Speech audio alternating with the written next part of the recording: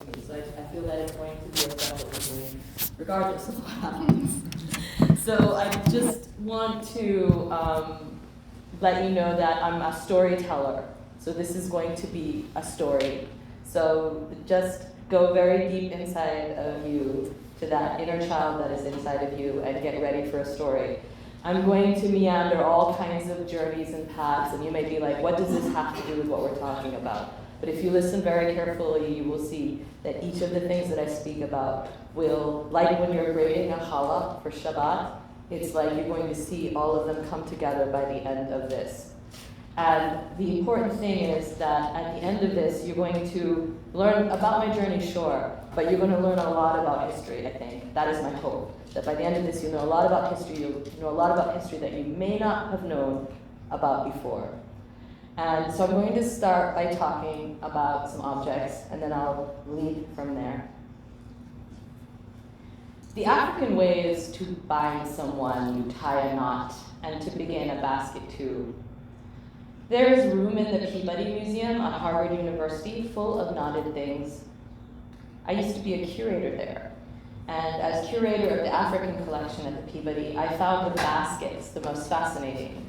They are coiled and tangled things. One basket, this one, sits within a glass vitrine, encased. It was made by a man named Alan Green from Sapelo Island in McIntosh County, Georgia. It was collected in 1980. I go to Sapelo to find him. He is not there. Well, he is there, buried in a cemetery called Behavior. The work we do can often be confusing, an exchange of things seen and unseen, a meeting at a crossroads. Sometimes it's dangerous stuff. Instead of Mr. Green, I find Yvonne Grosvenor, a master basket weaver, an oral historian, a matriarch of Sapelo Island, Georgia. She was a student of Alan Green's, and in the 1975 Darren Tribune, Green lamented that the skill of making baskets inherited from West African ancestors, Gisi, Gola, Igbo, and Fulani, would eventually be lost. So he taught Yvonne when she was just 12 years old, and now she's 85. She's kept it alive this whole entire time. And this basket making, it came from Africa. I came to Sapelo, this island off the coast of Georgia, to learn more about the making of a sweetgrass basket. This is Alan Green's basket that you see here. But what I found there was a story of enslaved people and their descendants going as far back as the 18th century. From a population of over 500 people of African descent, only 27 still live on the island, struggling to preserve a rapidly declining descendant community. This sweetgrass basket, it seems like just a basket, right? But it holds fascinating historical things. Everything that makes a sweetgrass basket comes from the land. So on Sapelo, it is the land that yields an art form to its maker. Wrapped, coiled, and woven into the basket is the story of the unbelievable resilience of the descendant communities of Sapelo. A story told by people who still speak of Africa like a long chain of bars singing into the sand. A story that begins on another continent and unfolds on this one, on this island in the Atlantic, and in this basket too. This beaded skirt is another tangled and knotted thing. It shines luminous and red with coral from the sea. It was made by the people of the Benin Kingdom in Nigeria for the court of the Oba, the king of the Edo, descended from a long line, 20 centuries to be exact, of lineage ancestors who ruled this kingdom. It was also stolen, looted from the treasury of the palace in Benin City by the British when they invaded the city, burnt it to the ground, and exiled the Oba in February of 1897. Red coral beads are sacred to the Edo. Traditionally, they were all considered, under the ownership of the Oba, the king, returned each year during a ceremony where they are still ceremoniously washed. When I arrived at the Peabody, the beaded coral skirt was kept in collection storage, encased in white conservation-grade tissue, barely touched because of its delicate nature, controversial because of its difficult history, sacred, yet stolen. Coral traded by the Portuguese to the Benin Kingdom was just one of the many trade items exchanged for people. people who were forcibly transported away from their land to faraway places like Jamaica, where I'm from, to toil and suffer, long from home. I too am a hybrid thing. Portuguese, Sephardic, and African Igbo blood. All these ancestors meet in the same body that is mine. The Oba of Benin raided Igbo villages to the east and sold their people for bronze currency, traded for coral beads, and fine fabrics with the Portuguese, the Dutch, and eventually the British. When I arrived at the Peabody, I asked that the Benin bronzes be taken out of storage. The skirt was with them, and they became my entire purpose for being there. Educate about these objects, their complicated and tangled history, encourage repatriation, that is the return of objects to their cultural home, or at least begin the conversation. And so it was done, the conversation begun. I left the Peabody in 2024, and the coral beads found their way back to storage, each shiny bead laying like droplets on their white cushion. These are the objects I work with. Some are more benign and utilitarian, like the basket. Others more problematic, like the beaded skirt. To be fair, I specialize in any kind of art. I have a PhD in art history and I've worked with everything from medieval paintings to Peruvian textiles. But my specialization is global ritual arts, and in particular, African ritual arts, and those of African descendants in the Caribbean and the Americas. I have had to negotiate countless issues working with these objects, especially as I have grown in my Torah observance, and I will share some of these negotiations with you tonight. But first, let me tell you a story of who I am, so that you can understand more about why I do what I do. I was born in a Caribbean country 11 years ago. 11 years after Jamaica's establishment. I'm not 11 years old. After Jamaica's established independence from Britain. So Jamaica got independence in 1962, so I was born in 73, so now you know. And I was raised in this post-colonial environment that at the time was described as third world. That's all you ever heard in the 70s and 80s, third world. They don't really use the term anymore. They say global south, though, now. But I grew up in a society that was both economically and racially stratified, with a history of slavery and colonialism, always looming, creating interpersonal tensions and animosities.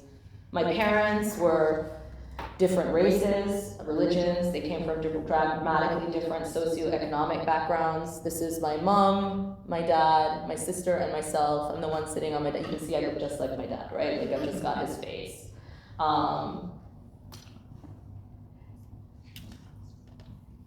This is a picture of me and my sister and my dad and my grandmother. My dad was, he's from, originally, African, his African descent is Igbo. So we were able to find that out. We know that because of all the studies we've done in Jamaica with, different slave routes and things like that, and where people came from. But now also genetics show it. So my son called me from Israel, and he's like, "We're Igba." And I was like, "No, we're not, we're Igbo," because it came up in his genetic test as well. In Jamaica, August 1st, 1834, was when all the enslaved children under 6 years of age were emancipated as free people, and all other enslaved Africans were regarded as apprentices and forced to work 40 hours per week without pay as compensation to their owners. Full freedom was not given to slaves until 4 years later in 1838. The Emancipation Act of 1838 was passed by the British government following a sustained abolition campaign. This is an image of my father, and this is an image of his father. So he would have been born, his parents would have been enslaved, right? So that's just the closeness of the relationship to enslavement. My father was also mixed with Indian. After slavery, after the emancipation of slavery, many indentured laborers were brought from China and India. So people don't know this, but there are tons of Chinese and Indian people in Jamaica, as well as tons of Middle Easterners, my family as well, in that group. And Jamaica is really sort of, I think, old-fashionedly split up into different categories. People don't use them anymore except in when you're historicizing, but we were part of what was called the merchant class. So the merchant class were people who had come from Middle East or India or China, and they had a whole area where they would sell their wares. So it was almost like a marketplace, but then they became stores, and they were all in like an area kind of like the garment district. And then you had the plantocracy, and the plantocracy could be of any race because people were very mixed, right? But these are people who descended from plantations. Now, my Jewish grandparents, here they are. This is Erin Madelon and Marjorie Madelon. She was Democado before that. And I'll tell you a little bit about the first Jews that were recorded on the island of Jamaica. That was in 1465. So one of the things that is really interesting is people always are like, "You're from Jamaica?" They're like, so they don't know that I'm of African descent, right? So they're just like, I thought only black people were from Jamaica, and I'm like, well, that's not true. Jamaica is a very mixed place, but it is predominantly black. You're right. And then of course you've got Bob Marley, who is like the face of Jamaica. But the truth is that Jews were in Jamaica before really anybody else except the indigenous people to that area, which were Native Americans that we call Taino now. Also their Arawak is also a term that's used. So Jamaicans came in from 1465 through the middle of the 17th century, Jews, fleeing, what do you think? What were they fleeing? Persecution. Spanish Inquisition, to be exact, right? Yeah, persecution. They were fleeing the Inquisition. They came to Jamaica to practice their religion in secrecy. Most of them tell a story. The story that was told to me was that the first Jews came with Christopher Columbus. It was because many of the Jews, we know, we have evidence that many of the people on his ship were of Jewish origin. He was funded by Isabella, but there was also funding that came from Jewish merchants as well. When the British took over the island from the Spanish in 1655, the Marranos, or crypto-Jews, began to openly practice Judaism. Several communities formed and synagogues were built in Kingston, Port Royal, and Spanish Town.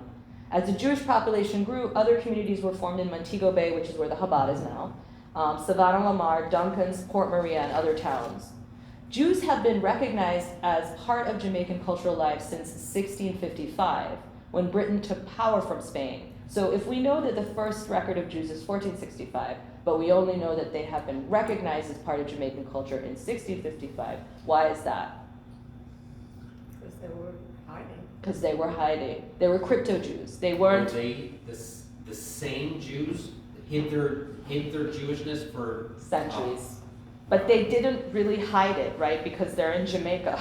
So if you're fleeing from persecution, that's the reason you have so many Jews in, like, my family's, they were like only married Spanish Portuguese Jews. Like that gets really difficult, right? But after a certain amount of time, but they made these shidduch, like, matches with Jews from all over the Caribbean for centuries. Like my grandmother. My mom has a first cousin that her mother is my grandmother's sister and her father is my grandmother's brother. And then they have another first cousin who's my grandmother's first cousin, and her husband is the brother of both of the, you get what I'm saying, right? Like, huge families. My grandfather had a family of 13, right? Like, kids, 11, like 10 of them were boys. And they all were Isaac, Moses, Aaron, it's just, yeah. So many were successful gold traders and sugar merchants in the 17th century. Some, like my ancestors, Moses Cohen Henriquez, was a contemporary of Captain Henry Morgan, who once plundered the modern-day equivalent of almost $1 billion from a Spanish galleon. I don't know why I included that. I just thought it was interesting. And he was really a pirate.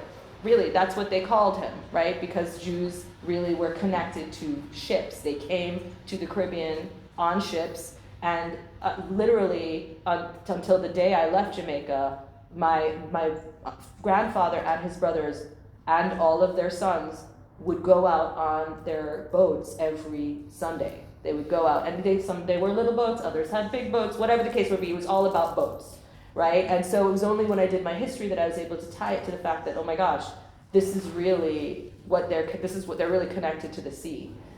Both in Europe and in Jamaica, Sephardic Jews had to conceal their identity. And so they referred to themselves as Portuguese and practiced their religion secretly, right? So one of the interesting things that I've found, so this is just showing you where Kingston Harbor is. This is where the majority of the Jews were Hunts Bay. You'll see Hunts Bay up here. That's where one of the Jewish cemeteries is, a very big Jewish cemetery. There were a number of Jewish cemeteries all over the island. And then Port Royal is one of the main Jewish areas, and we'll talk a little bit more about that. But, you know, both in Europe and in Jamaica, they had to conceal their identity. This is a letter. This is an excerpt. It's like a detail of a letter that was sent by Christopher Columbus to his sons. I'm just including this because there is a big historical argument by legitimate historians that this is a form of Baruch Hashem, because he put it on the left side of all of his letters to his sons and only to his sons, right? So there's a whole historical argument about that. He's not a popular historic figure. I don't know if I want to claim him as one of the tribe, but it's just important, I think, to keep that in mind, that he could have been Jewish. So this is this is a photograph of Hunts Bay Cemetery. There, I have a book it is just of Jewish inscriptions, of Jewish grave sites in Jamaica. It is like this thick. And you can go through and you can look up every single person and the day, you know, they were born, they died, and the names. And when I married my husband, it's interesting, one of the names on one of the tombstones is Atias. He's Moroccan descent, but I think that's just really interesting. It was from like the 18th century, but I said, oh, one of your ancestors were in Jamaica.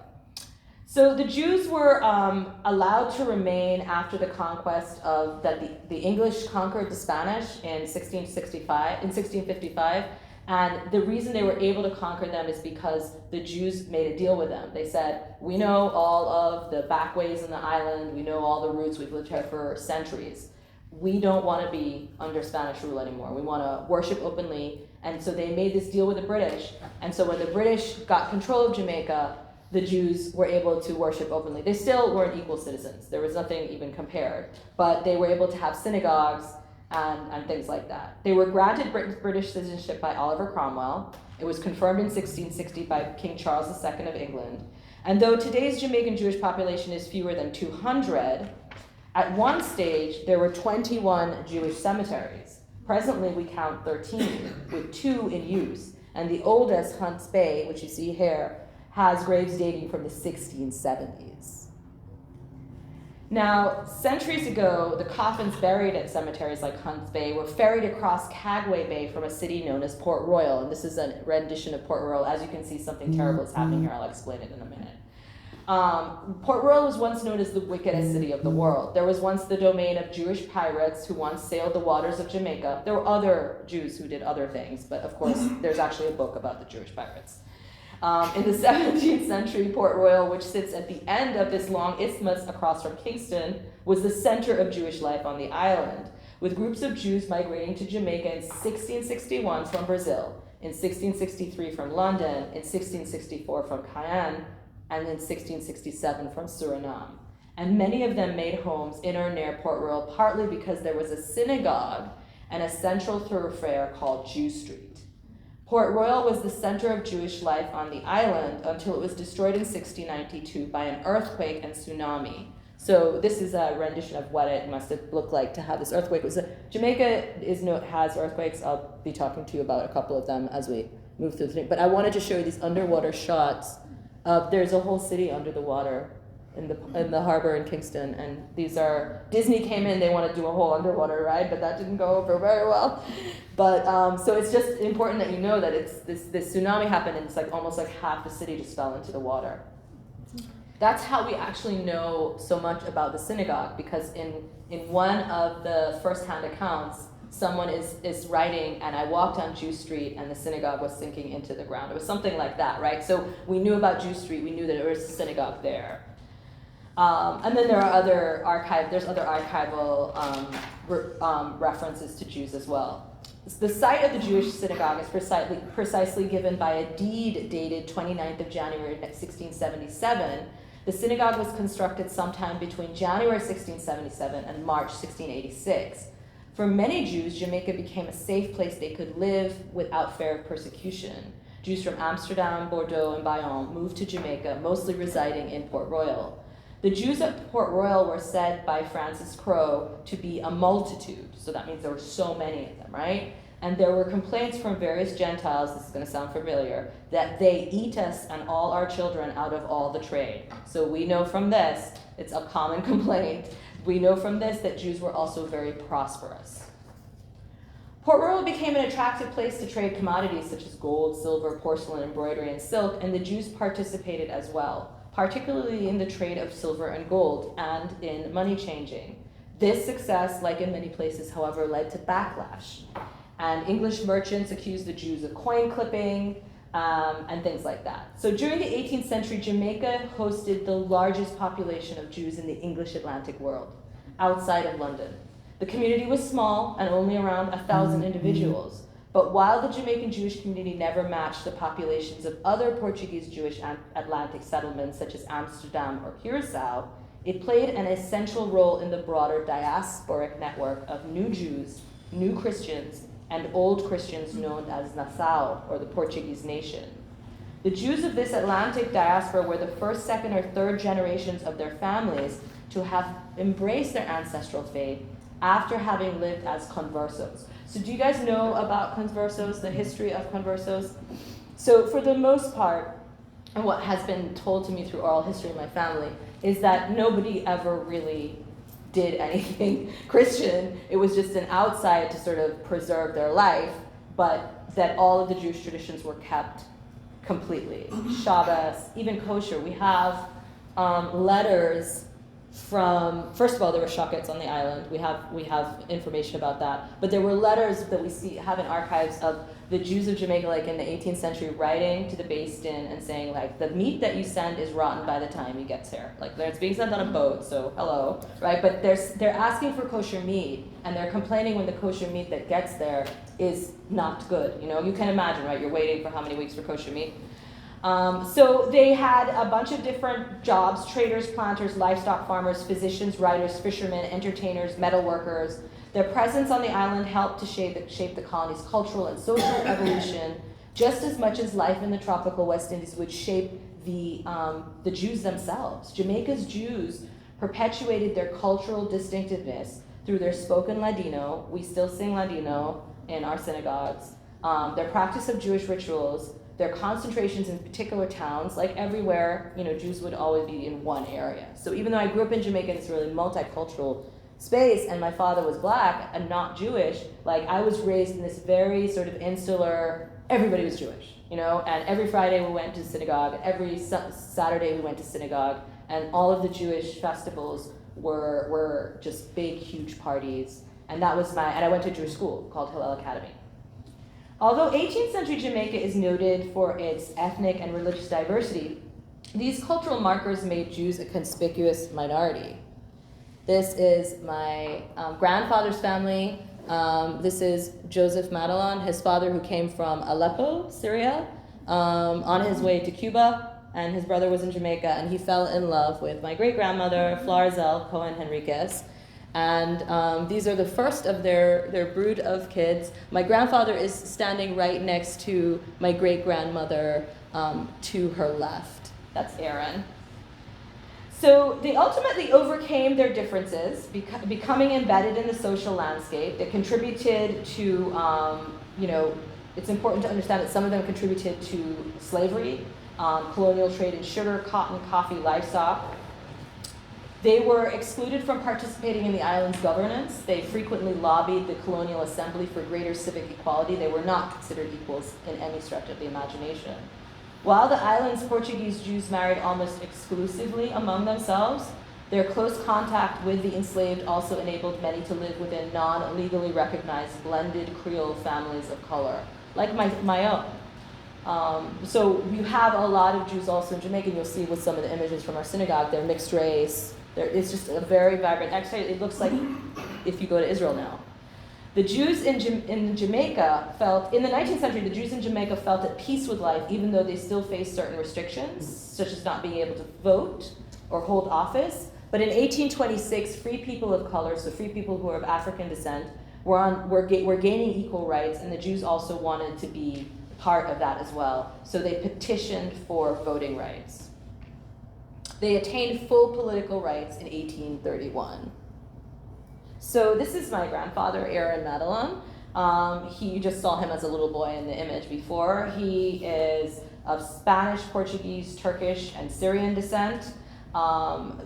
Very important to know that my grandfather and his brothers, many of his brothers went to fight in World War II. They fought for England. My grandfather stayed behind. He started the family business. They grew very prosperous. He married my grandmother, who you saw an image of, and he gave a lot of tzedakah. I grew up with philanthropy being one of the most important concepts of our lives. Like, it was always like God gave you money, and when God gave you money, because he grew up poor, he had to leave school when he was 13 because he didn't have shoes to go to school in, right? So he wasn't educated beyond 13, but he was educated in Torah, and we were always told, the values that we were always told was, when you have wealth and when you are blessed with wealth, that's because God knows you know how to take care of the community with it. So, it was sort of couched in a kind of socialist rhetoric, I will admit, but it was very much about philanthropy and giving back to the community. The United Congregation, here they are, Aaron and Marjorie again, and this is an image right in front of the synagogue. We call our rabbis haham, and my grandfather's the one in the striped tie. He's in between both of his brothers, so that's when he was a teenager.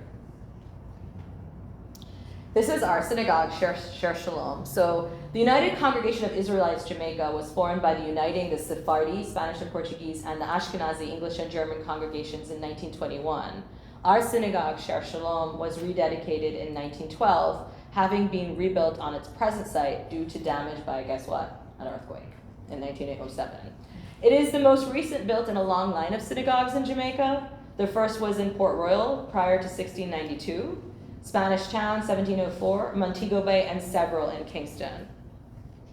So this is an image in the interior. It's really beautiful. It's mahogany. Originally the upstairs was the women's section and the downstairs was the men's section. Now everybody goes everywhere. And of course you can see there's an organ in there, which is not something we have in an Orthodox shul. But there's sand on the floor. That's another very interesting thing, that when I came here and I came to a synagogue, I was like, why isn't there sand on the floor? Like, I just thought it was so weird, because all the synagogues, or a large majority of the synagogues in the Caribbean, have sand on the floor.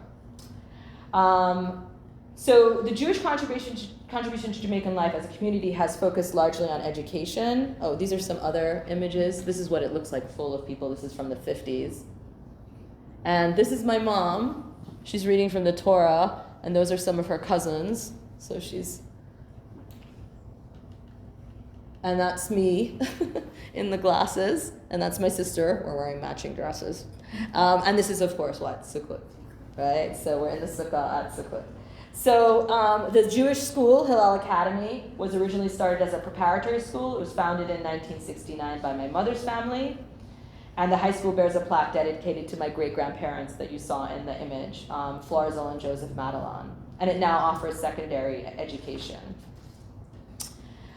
In 2006, we celebrated the 350th anniversary of continuous Jewish worship in Jamaica. This is my grandfather. This is taken by he's standing in front of the Aron Kodesh in the synagogue. He was a very important businessman in Jamaica, and he was the consulate for Israel at one time as well. But this was taken as a series of photographs of important Jamaican people by an Italian photographer, and everybody was asked where do they want their portrait taken. And this is where my grandfather wanted his portrait taken. So I just think that's just a testament to, this was his whole entire life, was the synagogue. And everything that he did was for the synagogue.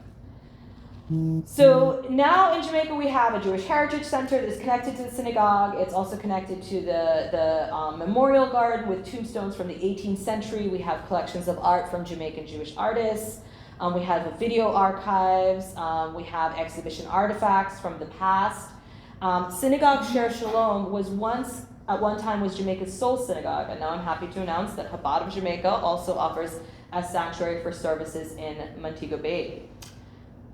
So one of the other things that's important to know about my grandfather is that he was chairman of the National Gallery of Art, and when he made his wealth, he also was an art collector. He was very, very interested in collecting art. And this is partially, or maybe completely, why I do what I do. Because I grew up running around the National Gallery. It was a very special place for me. And I also grew up surrounded by images of artists. And this particular artist, Isaac Mendez Belisario, was a very big influence for me. He was born in Kingston in 1795. This is a painting of his, to a Sephardic Jewish family of Spanish-Portuguese origin. He was the first documented Jamaican-born artist.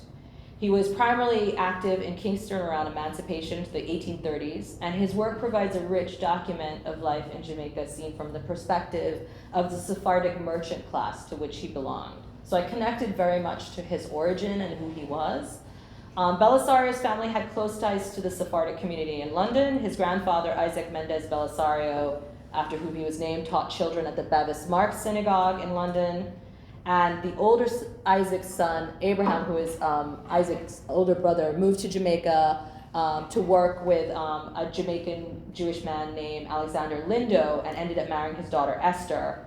And then Isaac was born. That was those were his parents.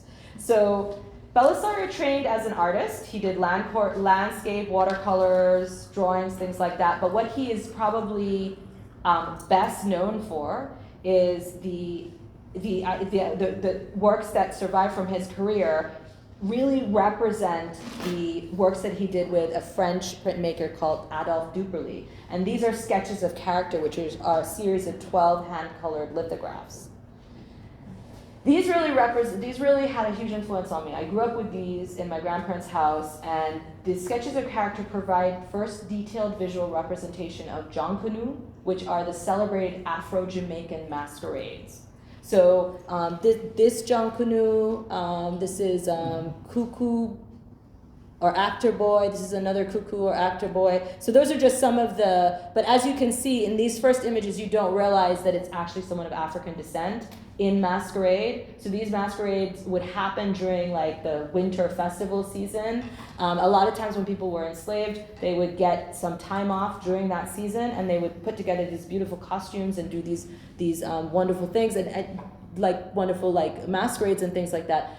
But as an Africanist, which is my field, I'm able to look at these, and I read a lot of papers about these and their connection to African masquerades. But it was a Jamaican Jewish artist who came from a similar background to mine that really was the connection. Had I not grown up in my grandfather's house and seen these objects, I may not have had that deep connection to art and to trying to figure out, my African roots.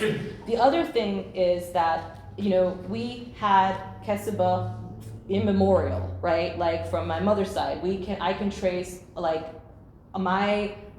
trace my ancestry going back so far. It's amazing because my family, because they were really not in a major Jewish place, they kept all of the documents of who married who and how many children and those kind of things. And on the back of the Kesiba, when I found my grandfather's parents' Kesiba, they had all the names of all the children when they were born. They had written it on the back of the Kesiba. It's a beautiful document.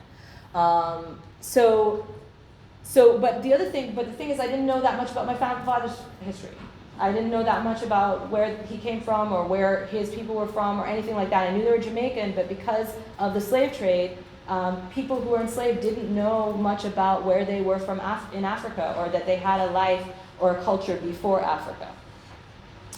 So my lived experience has always been about negotiating these differences within my family, my homeland, as a global citizen and a scholar. My parents educated me about diversity, about social justice, primarily through the framework of artistic cultural events. So we would always go to the National Dance Theater. We would always go to see singers, folk singers singing. So it was poetry, art, dance, music, literature. These were huge parts of my life, and they had a very strong African influence. So I was blessed to be introduced to all of these things, and this allowed me to develop a curiosity for all forms of creative and historical expression. So now I hold the position of executive director of the Amistad Center for Art and Culture, but the reason I'm actually here is because in 2021 I accepted this position at Harvard, which is the reason that my family relocated to Massachusetts. So one of the things that happened at Harvard was, I was really, because I was an African curator and I was director of academic partnerships, I was really enfolded in this whole sort of wave of diversity and inclusion, which really, they're much maligned terms now, but really they simply mean just the understanding of culture is really the inclusion of people, which in my time at Harvard, I saw radically rebound on itself in the rapid and insurgent anti-Semitism that has always been hidden in plain sight, but now was out in the open for all to see. And it made me realize that no one was really genuinely interested in making space for difference. And that's really changed my whole trajectory and where I was going. Now, I'm always examining the arts through the lens of how material culture communicates ideas about cultural belonging, socioeconomic status, individual expression, creolization, and innovation. And I also analyze and address the way that socioeconomic inequalities impact global communities through the arts. But my career actually poses many halakhic issues for me. First of all, the majority of art that I work with is ritual art. And many of the objects that I teach about and care for as a curator are classified as problematic in Jewish law. So this is not just the African stuff, okay? Because the African stuff is sort of obvious, right? But it's all of this stuff, because if you go medieval stuff, if you go Renaissance, all of it has a lot of images and and then of course there's all the sculpture, right? So, so to help me understand my career and what I was doing and to help me sort of work through it, two rabbis really stand out in sort of clearly outlining laws pertaining to art and Judaism.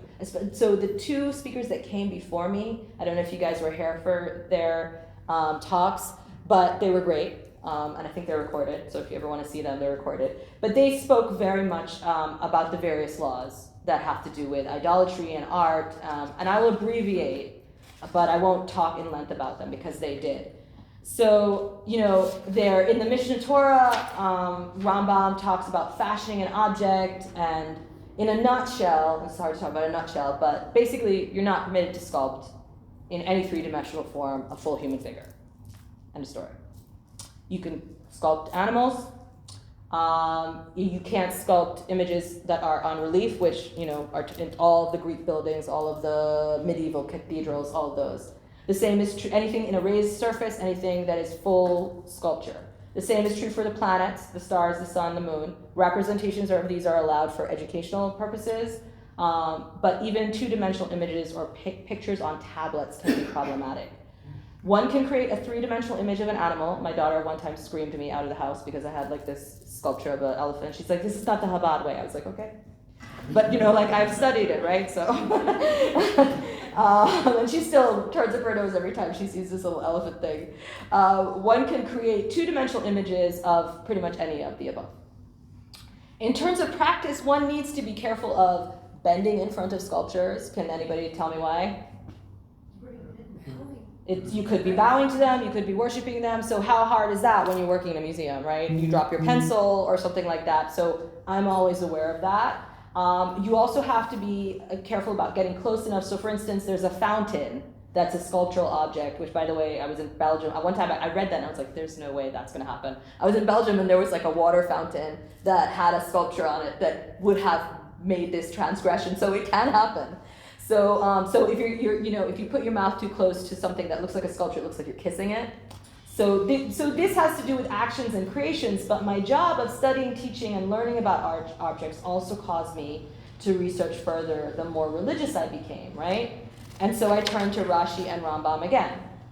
So Rashi states regarding Deuteronomy 18:9 that one should study idolatrous practices to teach your children how harmful these practices are. This is not a recommendation. Don't go do this. I'm just saying that these are the things I studied to try to make sense of how is it that I could study? Are there any leniencies? In terms of knowledge of the practices of other religions and cultures, the Rambam advises that courts must know the types of worship practiced by Gentiles because of the severe sentences for idolaters, right? So if you're making a judgment about an idolater, right, you have to really know what, that they're actually doing these transgressions, and these transgressions are really specific, right? You have to be worshiping in the way of that particular religion, right? So there's a lot of that it really talks about this topic. Rambam also speaks in the Mishnah Torah about the Sanhedrin, that the men appointed to these positions should have wisdom, understanding, unique distinction in their knowledge of the Torah, but they should also possess a broad intellectual knowledge. He talks about mathematics and things like that, but he also talks about astrology, fortune telling, magic, sorcery, these kinds of things. And again, this is really about judging. If you're going to be in a position in which you're going to judge someone harshly, then you really need to know what you're talking about. And these teachings go on and on. I have struggled immensely with the work that I do. I even gave it up altogether and found myself in a very deep depression because I really love art history, as you can tell.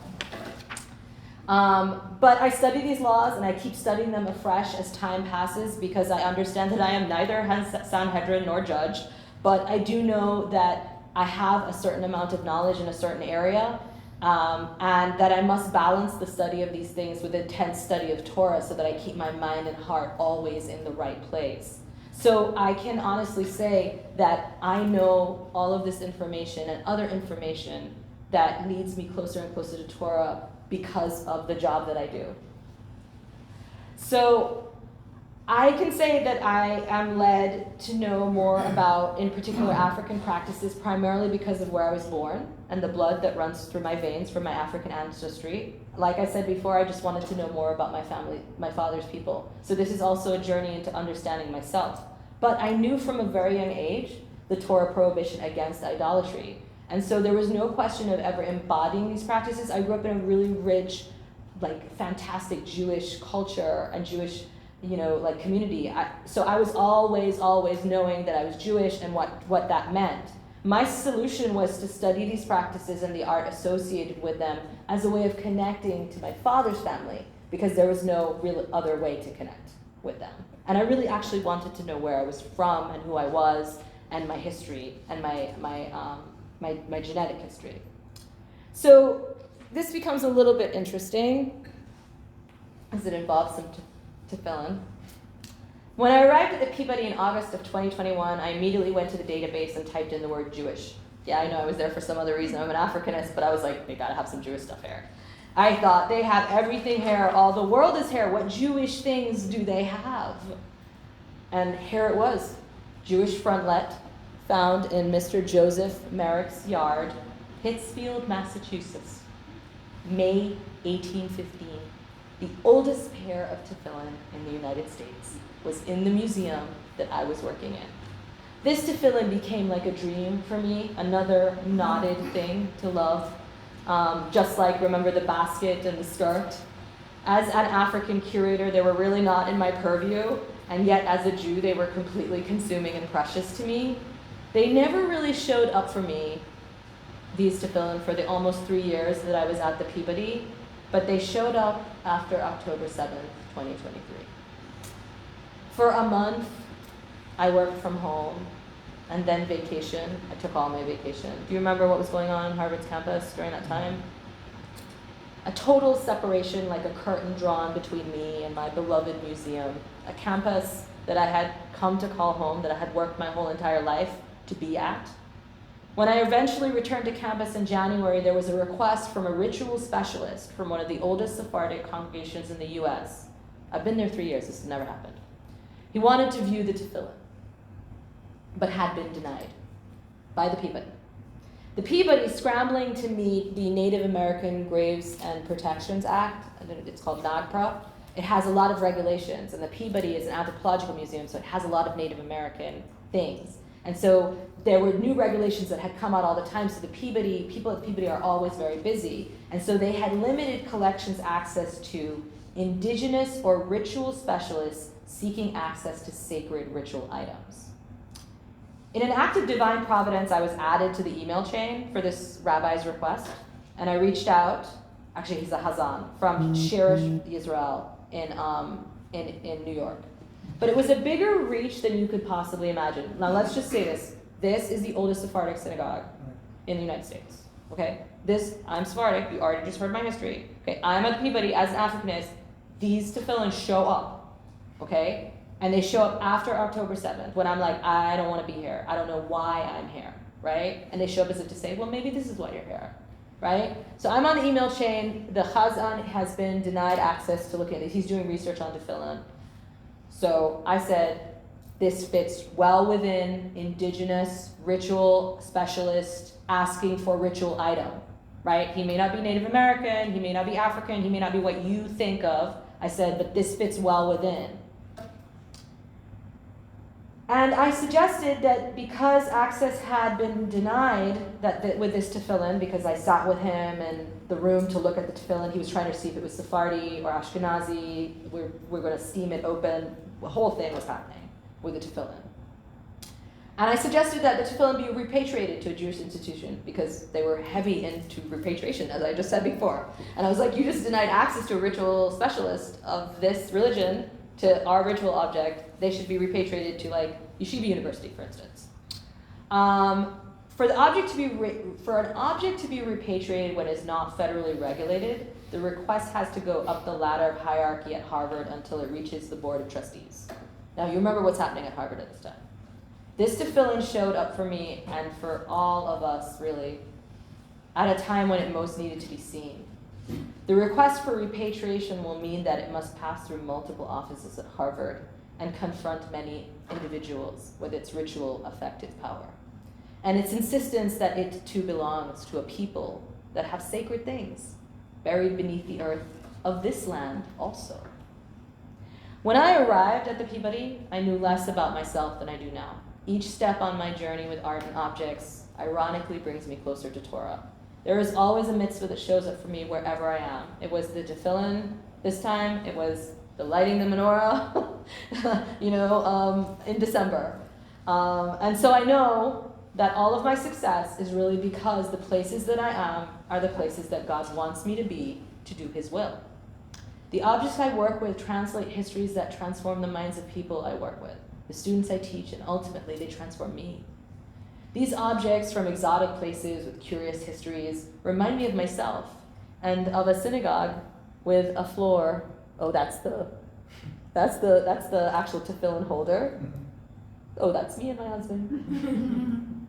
Being married in Crown Heights. So these objects from exotic places with curious histories remind me of myself and of a synagogue with a floor covered in white sand that kept the light within me alive.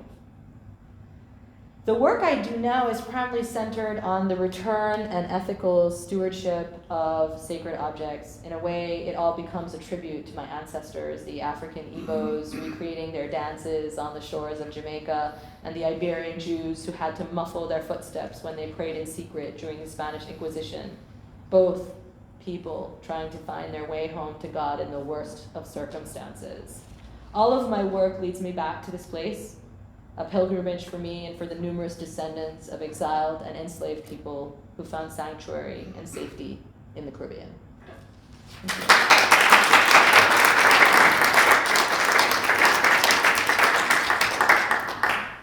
Okay, that was long, I know. Thank you so much. That was amazing. I'm happy to answer any questions also. I have some questions about the Jewish Pirates of the Caribbean, but Okay. I'll let everybody else go first. Okay, yeah, so I'll just keep standing. I understand that there were ships during World War II that sort of ended up in Jamaica. Yeah. Do you know anything Yes, about yes. And So there was, I'm not sure about during World War II. I do know that there was after World War II and probably during World War II as well, there was a camp called Camp David in Jamaica, and it was a place where people who were fleeing Europe, Jews who were fleeing Europe could be. My grandfather was a big part of organizing those ships and making sure that people were safely away from places where they would be persecuted. So again, we're generations and generations away from the Spanish Inquisition, but that was very, and still is very fresh, as you can see in how I identify myself. And my grandfather we were very aware in Jamaica because his brothers were fighting with the British. So, they say in America people didn't know what was happening. We knew what was happening because his brothers were there fighting. So yes, there was a number of, and some families stayed because you do have a considerable Ashkenazi community in Jamaica. When I was growing up, you did, and that's why the two synagogues came together. I mean, they were so big, the communities, that there were separate synagogues at one time, right?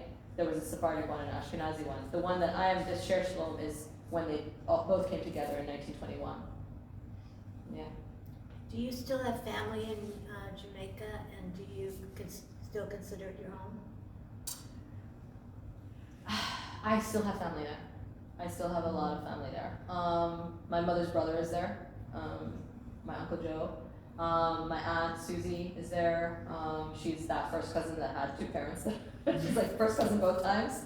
And she comes up and you know, my mom's up here. We brought my mom up here. She lives in Enfield when we moved up here too. Do I consider it my home? I don't. I consider Israel my home. That's the only home. That's the place that I'm going. That's sort of where I'm going. You know, that's my journey. And I feel definitely rooted everywhere I go. But even when I was growing up in Jamaica, everything that ever happened in Israel, we were. Every time there was a bit of bombing or anything like that, we knew. You know, it was 70s and the 80s, and it was always at the forefront of our minds. So you could be a Jewish community all the way at the end of the earth, and Israel is still the center of your existence. You know, so yeah. But I do love this area very much. Yes, and then you. When did you start your trip to Chabad? Oh yes, I didn't talk about that at all.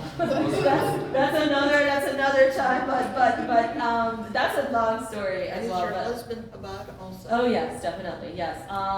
We were hippies in New Orleans. We hung out with the same crowd. We were trying to find meaning, I think a very typical story. And we were looking at all different kinds, we were meditating, doing all kinds of things. We were just friends. And one day, I guess he says he likes me, but I didn't remember that. And one day I walked in and he was talking about his Hebrew name. And I was like, oh, like something in my head just went off. And I was like, and then he said that, he was actually talking about his bris. And I was like, oh, I must marry him immediately. No, but you know what I mean? Like, I didn't know he was Jewish until that moment. Like, I just hadn't thought about it. And then he talked about his family, his father's family is Moroccan, so he's Sephardi, like me. So, you know, I come from this family. My father wasn't even Jewish, but my family, all my life, my grandparents were like, you have to marry Jew, you have to marry, you know what I mean? Like, so it's something, when I heard that he was Sephardi and that he was talking about his Hebrew name, I just was interested in him all of a sudden. But we had known each other for a couple of years, so, and then we started dating, and then immediately we were like, we're getting married, like immediately, you know. And then we're like, we have to find a rabbi. We didn't know any rabbis, so I looked in the phone book. Remember those phone books? Remember Yellow Pages? Right. It was literally Yellow Pages in the phone book, and I just went to the first synagogue, which was Ashe Sephard in New Orleans.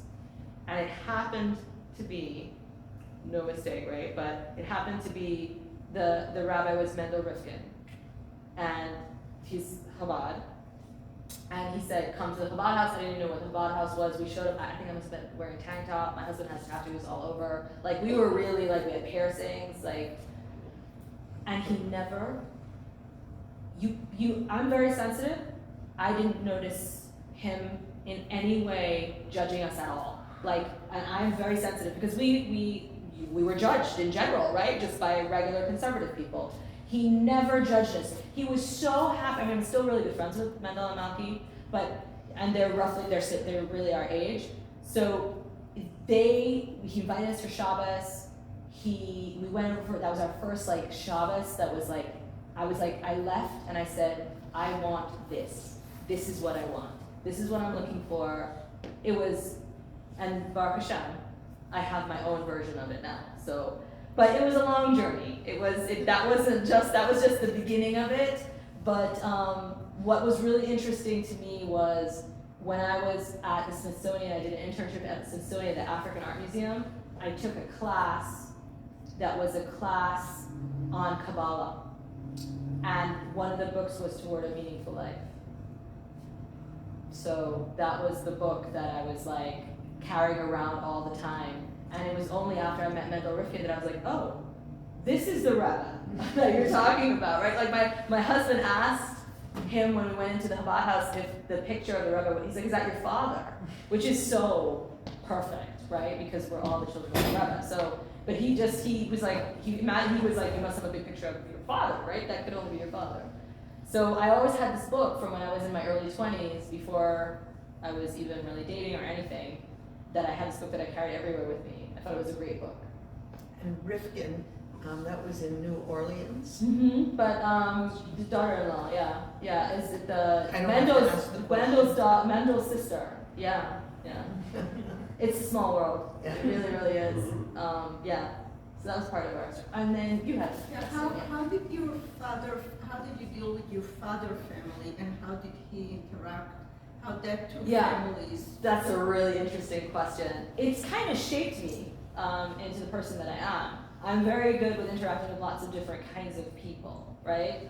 But there was huge differences between my mother's family and my father's family. My mother's family had gained wealth and were part of this Syrian Lebanese merchant community. The majority of Syrians and Lebanese were Christian Syrian Lebanese, but they ate all the same foods and they had very similar.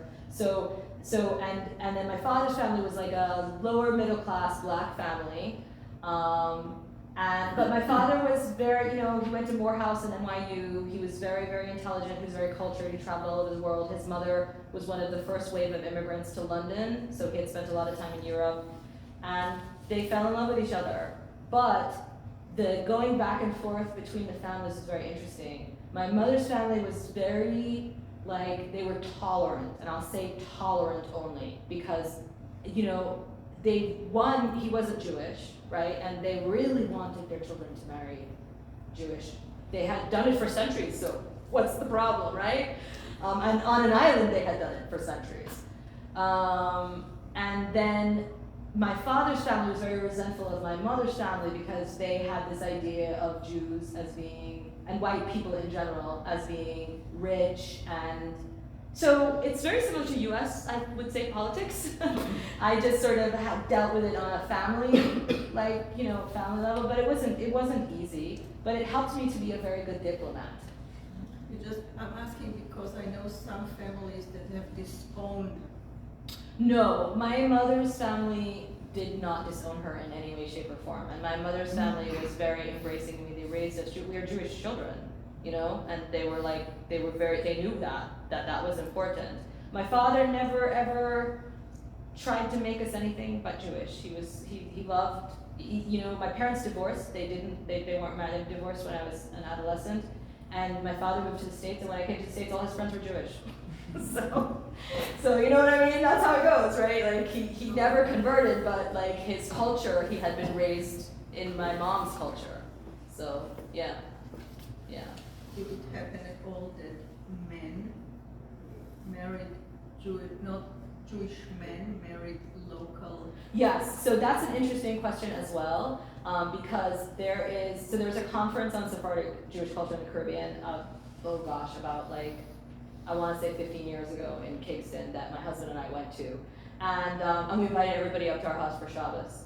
People were sleeping on the floor in the living room and everything because they were like, you gotta have a Shabbos. But it was fun, it was an impromptu thing. But one of the things that I learned is that one of the scholars was talking about, so that happened a lot in Suriname and Brazil and probably also in Jamaica. And it's a lot of times what would happen is, this is so crazy because we know it doesn't count, but they would fall in love with Creole women and then they'd take them to the mikvah. And it was going to, miraculously turn them into Jews. But there is some precedent for that. But the idea was that they would do it they would take them to the mikvah first, right? And that would mean that it would be okay. So you do have a lot of people who are Jewish and are raised Jewish, but are not halakhically Jewish as well. Yeah.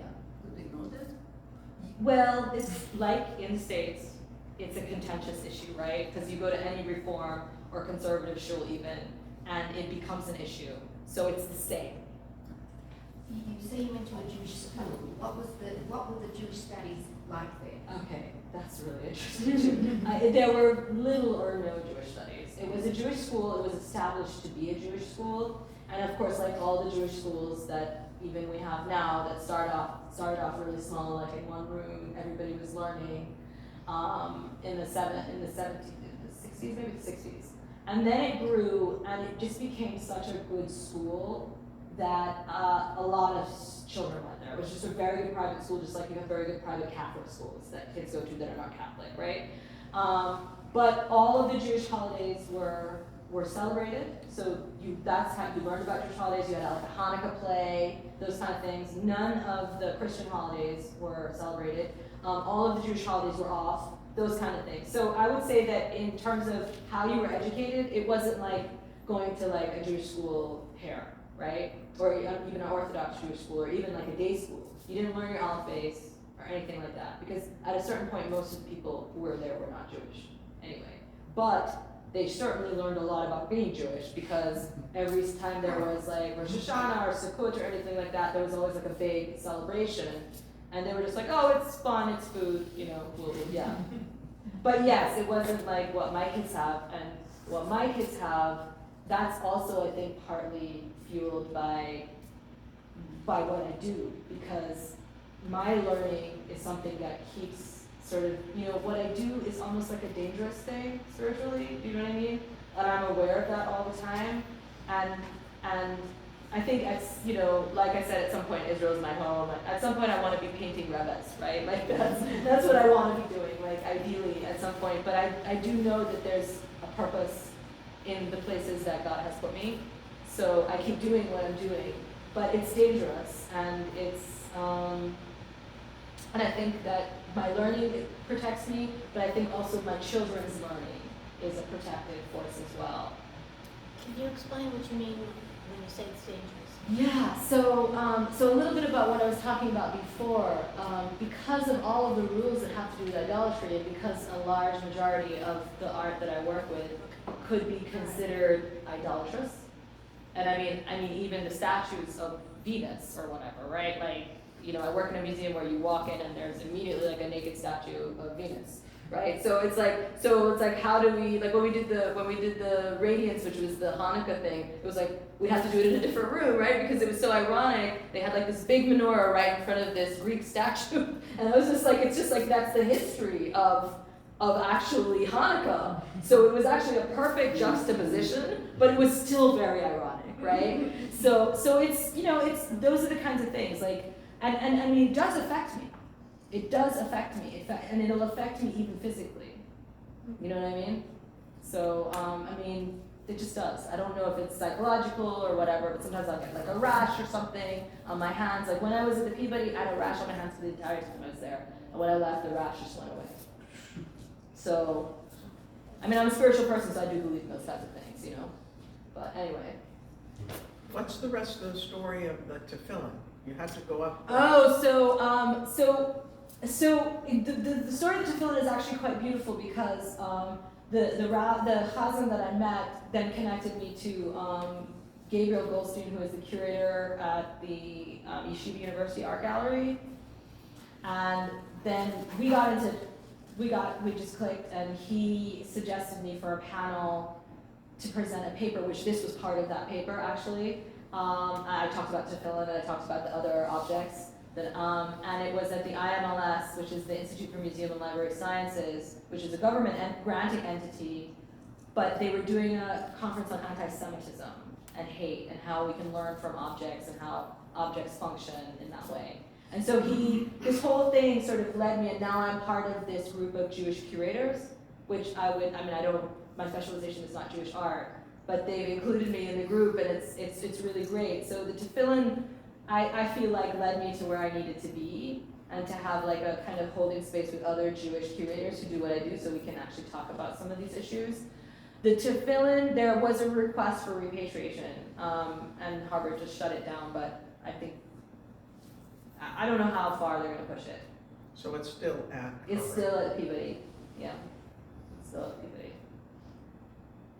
I don't think it should be, but you know, I don't think it should be, because I think that the Peabody denies access to a lot of people for a variety of reasons, objects, and I believe objects should be, what brought this incident, what it brought up for me was the idea that that people don't see us, right? Like that became really obvious because the woman who denied him access is a very lovely woman. She's Native American, she's a collection steward, and she came into my office in tears because I didn't berate her or anything like that. I just was very clear in my email that if this is the policy, then they're ignoring the fact that it says in his signature ritual specialist, which was like only from Hashem, right? Because it was like, who has that in their signature, right? He's the Hazan, but it also says ritual specialist. And that was the policy. It was ritual specialist and sacred ritual object. But she said to me, when she met with me, she was crying, she's like, I'm so sorry. She's like, I didn't know. And she's like, what I don't like about this policy is that it makes us have to interrogate people about who they are, right? Because her thing was this only really affected Native Americans. Do you know what I mean? Or other people that they considered indigenous, like Africans, right? But when a Jew requested it, and it was very clear that he was a Jew, and it said ritual specialist in his signature on his email, she didn't see it and she rejected him. And so it made me realize that people don't see us. They don't see us. They don't see the oppression. They don't see the prejudice. They don't see any of it at all, for whatever reason. Yeah. Yeah? They don't hear. For whatever reason. Yeah.